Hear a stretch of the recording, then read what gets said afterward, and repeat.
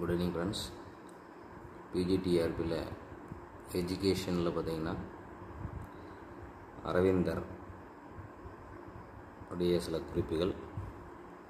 அரவிந்தருடைய காலம் 1872 1950 வரை. இவர் 1872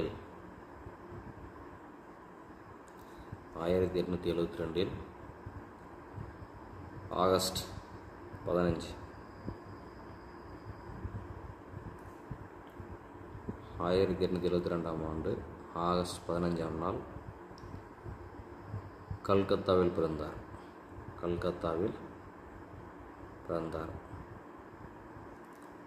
ஸோ நம்ம தாகூர் பார்த்தோம். ஸோ தாகூரும் பார்த்திங்கன்னா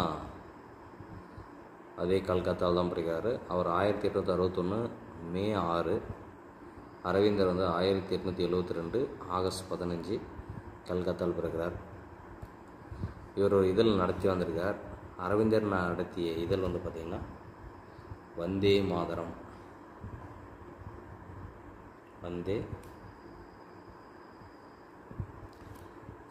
அரவிந்தர் நடத்திய இதழின் பெயர் என்ன அப்படின்னா வந்தே மாதரம். இவர் 1943 ஆசிரம பள்ளியை தொடங்கிறார்.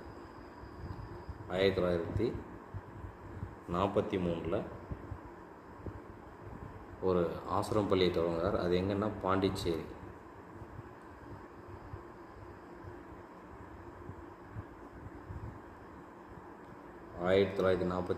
பாண்டிச்சேரி ஆரோ.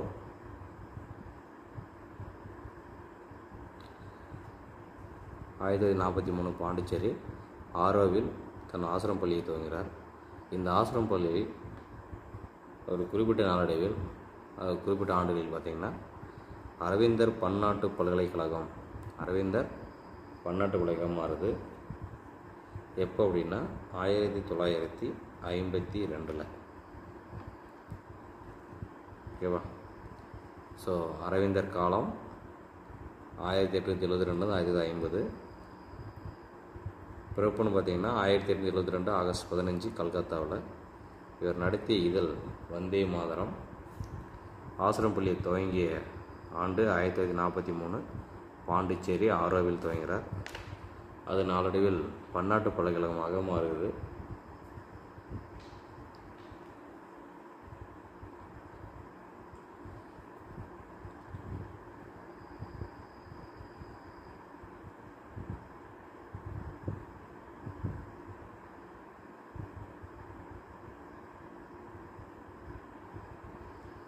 இவருடைய நோக்கம் என்னன்னா, எதையும் யாருக்கும் கற்பிக்க முடியாது,